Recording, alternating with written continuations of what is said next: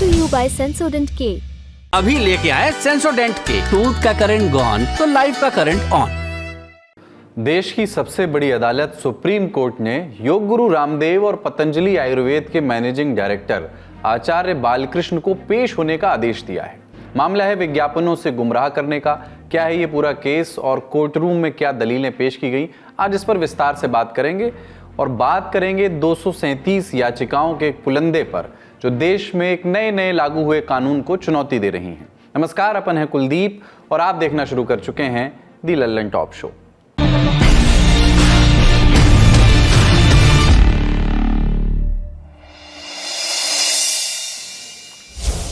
उन्नीस मार्च को supreme court में पतंजलि आयुर्वेद के एक केस पर सुनवाई हुई। दवाओं और इलाज के बारे में गुमराह करने वाले और भ्रामक विज्ञापनों का यह केस है। इस मामले में अदालत ने पतंजलि के को फाउंडर रामदेव और एमडी आचार्य बालकृष्ण को कोर्ट में पेश होने के लिए कहा है। कोर्ट ने बीती 27 फरवरी को एक आदेश जारी किया था। इसका जवाब पतंजलि की ओर से दाखिल नहीं किया गया। इसी के बाद अब दोनों को पेशी पर बुलाया गया है। अदालत ने नोटिस देकर यह भी पूछा है कि आप दोनों के खिलाफ कंटेम्प्ट ऑफ कोर्ट का केस क्यों ना चलाया जाए। सुनवाई कर रही थी जस्टिस हिमा कोहली और जस्टिस एहसानुद्दीन अमानुल्लाह की बेंच। ये था आज का अपडेट। पूरा केस समझने के लिए हमें इसकी टाइमलाइन समझनी पड़ेगी। इंडियन मेडिकल एसोसिएशन देश में डॉक्टरों का प्रतिनिधित्व करने वाला सबसे बड़ा संगठन है। आईएमए ने 17 अगस्त 2022 को सुप्रीम कोर्ट में एक याचिका लगाई। कहा कि पतंजलि ने कोविड वैक्सीनेशन और इसके इलाज के संदर्भ में एलोपैथी के खिलाफ नेगेटिव प्रचार किया है। यह भी कहा कि पतंजलि ने भ्रामक विज्ञापन देकर आयुर्वेदिक दवाओं से कुछ बीमारियों के इलाज का गलत झूठा वादा किया है। क्या पतंजलि ने विज्ञापन दिया था? हाँ, 10 जुलाई 2022 को कुछ अखबारों में पतंजलि का आधे पन्ने का ऐड छपा था जिसमें आयुर्वेद से कई बीमारियों के इलाज का दावा भी किया गया था। दावा सही था या गलत, ये अदालत में तय होना था। इस मामले में अगला बड़ा अपडेट आया 21 नवंबर 2023 को। सुप्रीम कोर्ट ने कहा कि पतंजलि को इस तरह के भ्रामक दावे वाले विज्ञापन तुरंत बंद करने होंगे और नहीं बंद किए गए तो हर झूठे दावे पर 1 करोड़ रुपए का जुर्माना लगाया जाएगा। इसी के कुछ दिन बाद आईएमए फिर कोर्ट पहुंचा। दिसंबर 2023 और जनवरी 2024 में पतंजलि की ओर से प्रिंट मीडिया में दिए गए कुछ विज्ञापन कोर्ट के सामने रखे। इसके अलावा 22 नवंबर 2023 को यानी कोर्ट की पिछली सुनवाई के एक दिन बाद ही बालकृष्ण और रामदेव की प्रेस कॉन्फ्रेंस के बारे में भी आईएमए ने सुप्रीम कोर्ट को बताया। आरोप लगाया कि पतंजलि ने इन विज्ञापनों में डायबिटीज और अस्थमा को पूरी तरह से ठीक करने का भ्रामक दावा किया था।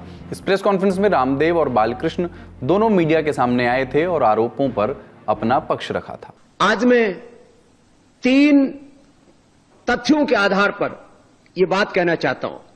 हर दिन मेरे पास में कम से कम सैकड़ों रियल वर्ल्ड एविडेंस होते हैं जो यहां पर भी बैठे हैं। टाइप 1 डायबिटीज है, थायराइड है, बीपी है, सामान्य नॉर्मल शुगर है, मोटापा तो 8 दिन में लोगों का हम 12 से 15 किलो तक कम कर देते हैं। ये बहुत साधारण सी बात है। सिंथेटिक वर्ल्ड में किसी चीज का यदि क्योर नहीं है तो ये कहना कि योग में, आयुर्वेद में, नेचुरोपैथी में जो हम integrated and evidence based treatment system से बीमारियों को कंट्रोल यानी क्योर करते हैं, ये झूठ नहीं है, ये सच है। यदि हम झूठे हैं तो हमारे ऊपर सैकड़ों नहीं हजारों करोड़ का जुर्माना लगाएं और हमें डेथ पेनल्टी भी दें तो हमें स्वीकार है। लेकिन यदि हम झूठ नहीं बोल रहे हैं तो जो झूठे प्रोपेगेंडा कर रहे हैं उनके ऊपर दंड लगाओ, उनके ऊपर जुर्माना लगाओ। मैं इस बात को क्यों कह रहा हूं? क्योंकि ये पिछले 5 वर्षों से बहुत खतरनाक प्रोपेगेंडा चल रहा है स्वामी रामदेव को, पतंजलि को टारगेट करके। आईएमए ने पतंजलि का दिसंबर में दिया एक विज्ञापन भी कोर्ट के सामने रख दिया जिसमें लिखा था, क्या बीपी, शुगर, थायराइड, अस्थमा जैसी बीमारियों को सिर्फ कंट्रोल किया जा सकता है या इन्हें पूरी तरह खत्म भी किया जा सकता है? जवाब, इलाज के जो चर्चित तरीके हैं वो ये कहते हैं कि इन बीमारियों को सिर्फ कंट्रोल किया जा सकता है, पूरी तरह ठीक नहीं किया जा सकता, क्योंकि दवा बनाने वाली कंपनियों के पास ऐसी रिसर्च है ही नहीं। एलोपैथी के साथ यही समस्या है, लेकिन योग, आयुर्वेद और नेचुरोपैथी के दम पर हमने लाखों लोगों की शुगर, बीपी, थायराइड और अस्थमा जैसी बीमारियों को पूरी तरह ठीक किया है, ये विज्ञापन कहता था। इसी साल 27 फरवरी को सुनवाई हुई। अदालत ने पतंजलि आयुर्वेद के गुमराह करने वाले दवा विज्ञापनों पर रोक लगा दी। साथ ही ये भी कहा कि हमने नवंबर 2023 में भी ऐसे विज्ञापन देने से मना किया था, फिर ये विज्ञापन क्यों दिए गए। इसी आधार पर कोर्ट ने अवमानना केस में नोटिस भी जारी किया। पतंजलि से कहा कि अगली सुनवाई तक जवाब दें। पतंजलि ने इस नोटिस पर भी जवाब नहीं दिया और इसी वजह से अब बालकृष्ण और रामदेव को पेशी पर बुलाया गया है। सुनवाई के दौरान पतंजलि की तरफ से वकील मुकुल रोहतगी पेश हुए थे। अदालत ने कहा कि प्रथम दृष्टया मामला मालूम होता है कि रामदेव और बालकृष्ण ने drugs and magic remedies act 1954 की धारा 3 और 4 का उल्लंघन किया है। ये एक्ट क्या कहता है? ये एक्ट जादुई गुणों का दावा करने वाली दवाओं, उपचारों या इनके विज्ञापनों पर प्रतिबंध लगाता है। अगर कोई संस्थान नियम नहीं मानता तो ये एक संज्ञेय अपराध यानी कॉग्निजेबल ऑफेंस होगा। इस केस से जुड़े मामलों में पुलिस स्टेशन का प्रभारी मजिस्ट्रेट के आदेश के बिना भी जांच कर सकता है। साथ ही बिना वारंट के गिरफ्तारी भी हो सकती है। इस एक्ट की धारा 3 में कुछ बीमारियां मेंशन हैं। इन बीमारियों में से किसी के भी इलाज या रोकथाम के भ्रामक दावे को अपराध माना गया है। कुल 50 से ज़्यादा बीमारियों को इस एक्ट में मेंशन किया गया है। धारा 4 कहती है कि कोई भी व्यक्ति ऐसे किसी भी विज्ञापन के प्रकाशन में शामिल नहीं होगा जिसमें किसी भी दवा के बारे में गलत या भ्रामक जानकारी दी जा रही है। पिछली सुनवाई में इस एक्ट का जिक्र करते हुए कोर्ट ने सरकार से पूछा भी था कि आपने पतंजलि पर क्या कार्रवाई की। केंद्र सरकार की तरफ से जवाब आया था कि इस बारे में हम डेटा इकट्ठा कर रहे हैं। कोर्ट ने इस जवाब पर नाराजगी जताई थी और कंपनी के विज्ञापनों पर नजर रखने के लिए कहा था सरकार से। बहरहाल अब इस केस की 2 हफ्ते बाद सुनवाई होनी है। रामदेव की पेशी वाला आदेश देने से पहले जस्टिस कोहली और वकील मुकुल रोहतगी के बीच लंबी जिरह भी हुई। उसका एक ग्लिम्स आपको बताते हैं। जस्टिस कोहली ने कहा कि हमने पिछली तारीख पर आपसे जवाब मांगा था, कहाँ है जवाब? इस पर रोहतगी ने कहा कि जवाब दाखिल नहीं कर पाए हैं। इस पर जस्टिस कोहली ने थोड़े गुस्से में कहा कि ये ठीक नहीं है, जवाब दाखिल नहीं होता है तो आपको इसके परिणामों के लिए, कॉन्सिक्वेंसेस के लिए तैयार रहना होगा।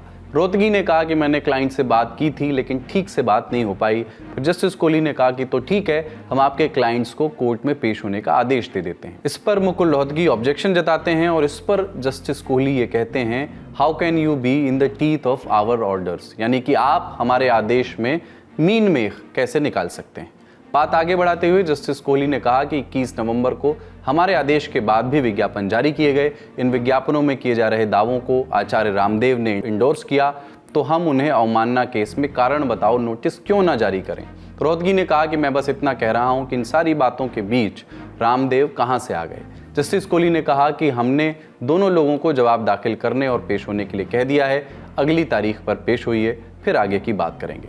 इस पूरे मामले पर दोनों पक्षों यानी आईएमए और पतंजलि की बातों को और गहराई से समझने के लिए हमने दोनों से बात की। हमारे कई मेंबर्स ने, हजारों मेंबर्स ने उसको ऑब्जेक्शन करा। हम लोगों को लिखा कि ये इस तरह के फेलिसियस ऐड दे रहे हैं, क्योंकि किसी भी इलाज से आप गारंटी दे सकते हैं, ये ऐसा हमारी जो हमारा रूल है, हमारा कॉन्स्टिट्यूशन, हमारे जो एथिक्स है वो अलाउ नहीं करता इस तरह का कि आप गारंटी दे रहे हैं और विदाउट एनी साइंटिफिक एविडेंस। तो उसके अगेंस्ट में हम लोग कोर्ट में गए थे अगेंस्ट द फेलिसियस एड्स, क्योंकि अल्टीमेटली होता क्या है कि किसी कंपनी की या पतंजलि की ब्रांड वैल्यू है, उस ब्रांड वैल्यू का आप नाजायज फायदा उठा के जो गरीब जनता है, जो भोले लोग हैं या जिन लोगों को नहीं इतना समझ है, भाई एक ब्रांड एम्बेसडर कोई आके जो बाबा जी ब्रांड एम्बेसडर है आज की तारीख में, और वो अगर किसी चीज को कहते हैं तो सबको होता है, और उन्होंने डेफिनेटली योग के अंदर काफी अपना योगदान दिया है और देश के अंदर योग को प्रसिद्ध करने में बहुत अच्छा योगदान दिया है। तो कोई हमारा बाबा जी से या उनकी कंपनी से या किसी इंडिविजुअल से व्यक्तिगत कोई हमारा एनिमिटी नहीं है, बट क्योंकि इस तरह के एड्स हमारे मेंबर्स ने हमारे को संज्ञान में लाए, तो उसका हमने कोर्ट में उनके खिलाफ ये केस डाला था।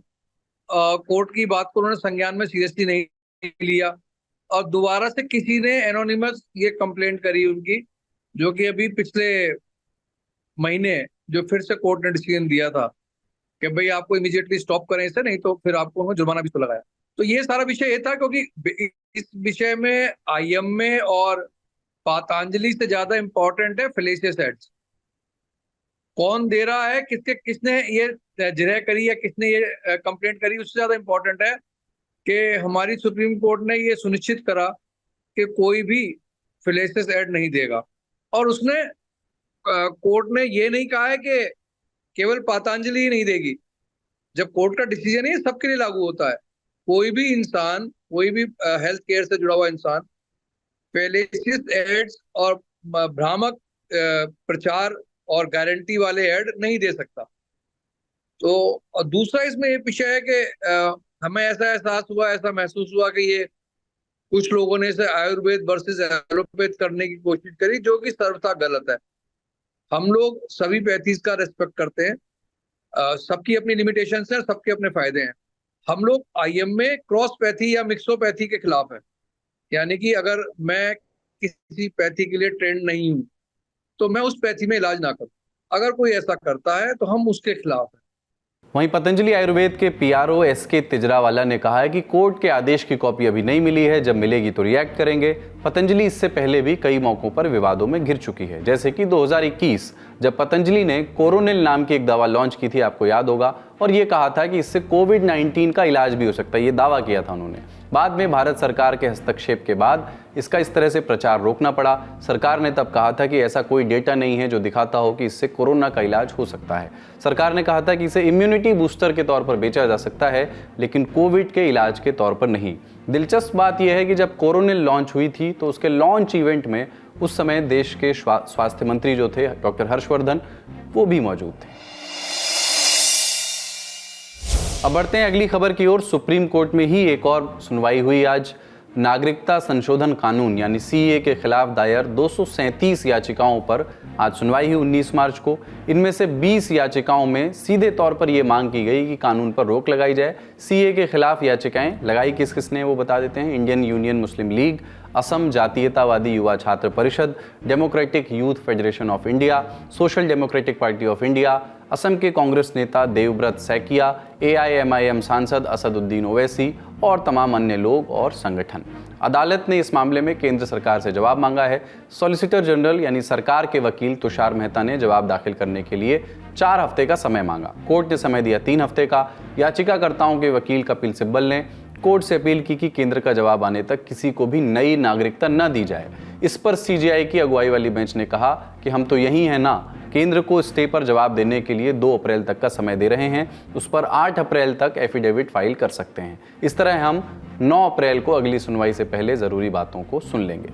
सुनवाई के दौरान सॉलिसिटर जनरल ने कहा कि ये एक्ट किसी की भी सिटीजनशिप छीनने के लिए नहीं है, बल्कि पात्र लोगों को, योग्य लोगों को नई नागरिकता देने के लिए है। इस पर सीजेआई ने याचिकाकर्ताओं का रुख करते हुए कहा कि आपकी तरफ से जिरह की अगुवाई कौन करेगा, क्योंकि इतनी सारी याचिकाएं हैं। कपिल सिब्बल उठते हैं और कहते हैं कि लॉर्डशिप ये मैं करूंगा। सीजेआई कहते हैं कि मिस्टर सिब्बल, सरकार 4 हफ्तों का समय चाहती है। इस पर सिब्बल कहते हैं कि सीए का नोटिफिकेशन 4 साल बाद जारी किया गया है। कानून के मुताबिक नियमों को 6 महीने के भीतर नोटिफाई किया जाना चाहिए। अब मुश्किल ये है कि अगर किसी को नागरिकता मिलती है तो उसे वापस नहीं लिया जा सकता। ऐसे में याचिका निरर्थक हो जाएगी।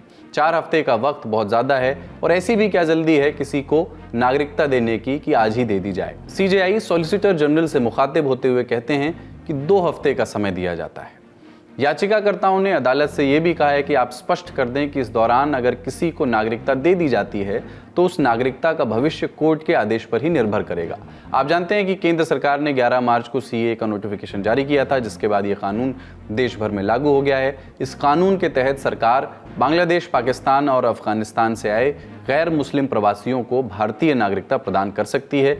इनमें शामिल हैं हिंदू, सिख, जैन, बौद्ध, पारसी और ईसाई। इन तीनों देशों में ये समुदाय अल्पसंख्यक हैं। हालांकि ये फ़ायदा केवल उन्हीं प्रवासियों को मिलेगा जो 31 दिसंबर 2014 तक भारत आ चुके हैं। और अब दिल्ली के मुख्यमंत्री अरविंद केजरीवाल की बात करते हैं। वो दिल्ली की आबकारी नीति के कथित घोटाले में जांच का सामना कर रहे हैं। इस केस में एक अहम मोड़ आया 15 मार्च को, जब ईडी की टीम हैदराबाद के एक हाई प्रोफाइल इलाके में बने एक घर में छापेमारी करने पहुंची।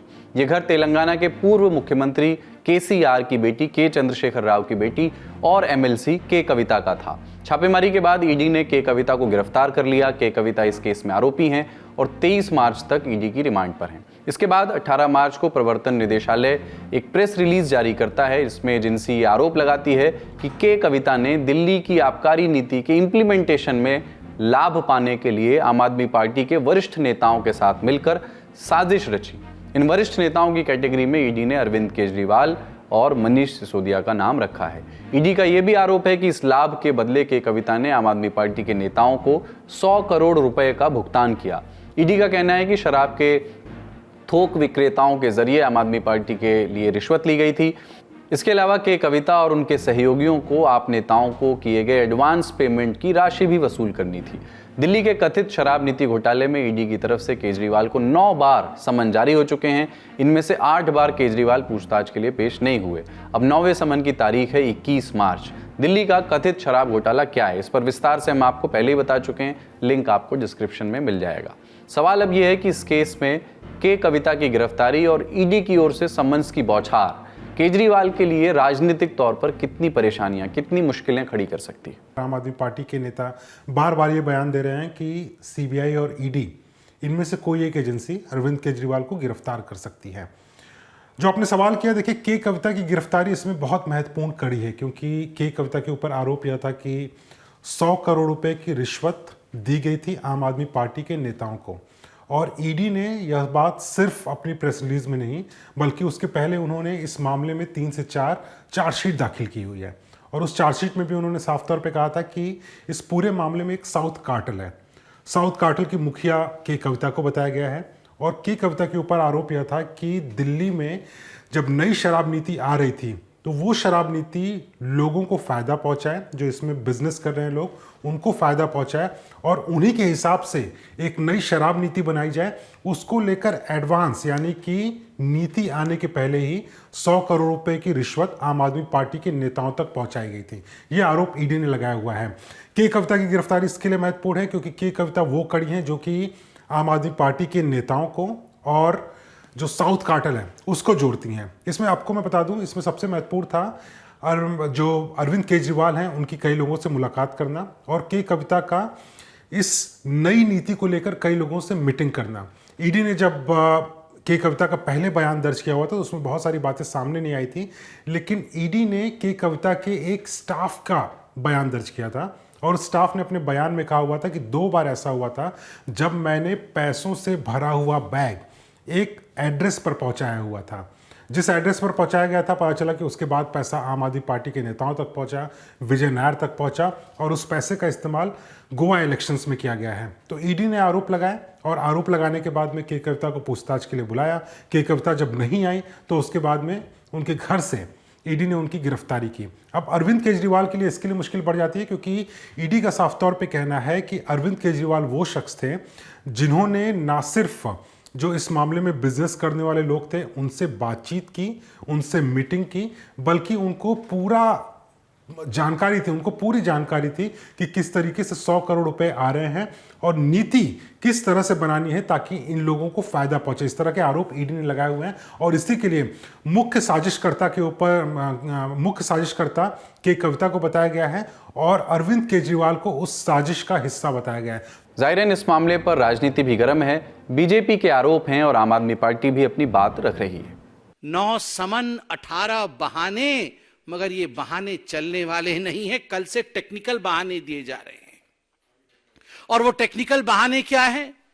अरे कोर्ट में तो इन समन्स को खारिज कर दिया, कोर्ट में तो हमें बेल मिल गया। तो कोर्ट में जज साहिबा क्या कहती है कि ये जो कंप्लेंट आया है, कंप्लेंट क्या आया है कि गैर कानूनी है, विड्रॉ किया जाए। मैं इस पे अभी दस्तावेजों के आधार पर स्टडी करके अपना जजमेंट दूंगी। और सेक्शन 174 क्या होता है? सेक्शन 174 होता है कि यदि कोई जांच एजेंसी आपको समन करे और आप उस समन का सम्मान न करें तो आपके ऊपर कानूनी कार्यवाही हो सकती है। प्रधानमंत्री नरेंद्र मोदी जी को अगर पूरे देश में, पूरे विपक्ष में किसी एक नेता से डर लगता है तो वो अरविंद केजरीवाल जी से डर लगता है। और अब वो ईडी नामक इस राजनीतिक हथियार का प्रयोग करना चाहते हैं चुनाव से पहले अरविंद केजरीवाल जी को गिरफ्तार करने के लिए, और यही माहौल बनाने के लिए ईडी ने इस प्रेस रिलीज को जारी किया है। आम आदमी पार्टी की ओर से अरविंद केजरीवाल की गिरफ्तारी की आशंका भी जताई जा रही है। इस संदेह के पीछे वजह है दिल्ली की राउज एवेन्यू कोर्ट में सीबीआई का दिया एक बयान। 18 मार्च को राउज एवेन्यू कोर्ट में मनीष सिसोदिया की जमानत याचिका पर सुनवाई हुई थी। वो खुद भी शराब नीति केस में 1 साल से जेल में बंद हैं। सीबीआई ने सिसोदिया की जमानत याचिका का विरोध करते हुए ये कहा था कि इस मामले में कुछ हाई प्रोफाइल लोगों को गिरफ्तार किया जा सकता है। आज 19 मार्च को राउज एवेन्यू कोर्ट में शराब नीति मामले पर फिर से सुनवाई हुई। ये तस्वीरें उसी वक्त की हैं जब सिसोदिया कोर्ट में पेश होने जा रहे थे। सुनवाई तो हुई लेकिन मनीष सिसोदिया को कोई राहत नहीं मिली। कोर्ट ने सिसोदिया की हिरासत 6 अप्रैल तक बढ़ा दी है। आम आदमी पार्टी की कानूनी दुश्वारियां यहीं पर खत्म नहीं होती। दिल्ली के पूर्व स्वास्थ्य मंत्री सत्येंद्र जैन 9 महीने तक मेडिकल ग्राउंड्स पर जमानत पर रहने के बाद एक बार फिर से तिहाड़ जेल पहुंच चुके हैं। सत्येंद्र जैन साल 2022 में मनी लॉन्ड्रिंग केस में गिरफ्तार किए गए थे। एक केस और है जो केजरीवाल एंड पार्टी की मुश्किलें बढ़ा रहा है। ईडी ने केजरीवाल को एक सम्मन भेजकर 18 मार्च को पेश होने को कहा था। ये सम्मन कथित शराब घोटाले के मामले का नहीं था, बल्कि दिल्ली जल बोर्ड से संबंधित मामले में पूछताछ के लिए था। ईडी दिल्ली जल बोर्ड में दिए गए एक टेंडर में हुए कथित भ्रष्टाचार के मामले में दिल्ली के मुख्यमंत्री से पूछताछ करना चाहती थी, लेकिन केजरीवाल फिर से नहीं गए। उनकी पार्टी की तरफ से इस सम्मन को गैर कानूनी बताया गया। जी देखिए, अरविंद केजरीवाल की मुश्किल एक मामले में बढ़ रही थी, वो थी शराब नीति। लेकिन एक दूसरा मामला आ गया दिल्ली जल बोर्ड वाला। दिल्ली जल बोर्ड में भी आरोप यह है कि आम आदमी पार्टी के कुछ नेताओं ने गलत तरीके से पैसे कमाए। लेकिन पूरे मामले की बात करें तो साल 2017 में दिल्ली जल बोर्ड ने एक टेंडर निकाला हुआ था। टेंडर में दिल्ली जल बोर्ड से संबंधित कुछ काम थे, उसकी मेंटेनेंस का काम था, टेस्टिंग का काम था, ये सारे काम थे। लेकिन सीबीआई ने साल 2012 में इस पूरे मामले में एक एफआईआर दर्ज की। एफआईआर में यह आरोप लगा कि टेंडर निकालने की जो प्रक्रिया होती है उसमें घोटाला हुआ है। एक ऐसी कंपनी जो कि इस टेंडर के लिए एलिजिबल नहीं थी, उनको टेंडर नहीं मिलना चाहिए था, उस कंपनी को दिया गया टेंडर। पूरा मामला 38 करोड़ रुपए का है।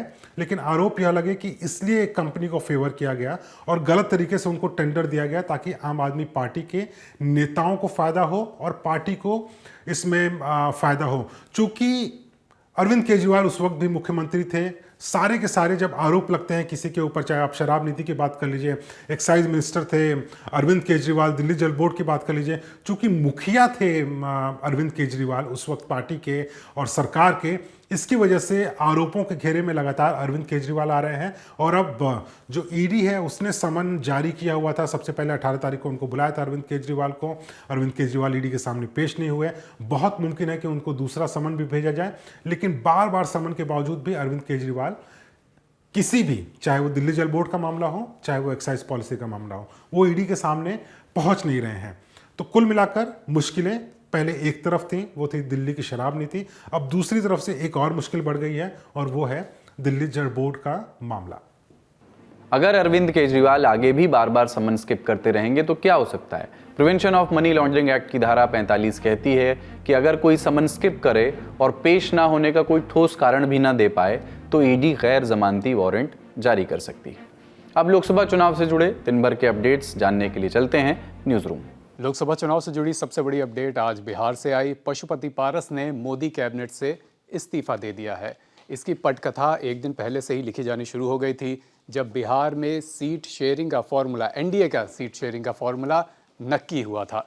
भारतीय जनता पार्टी ने अपने जो उनके गठबंधन के सहयोगी हैं उनके साथ प्रेस कॉन्फ्रेंस की थी।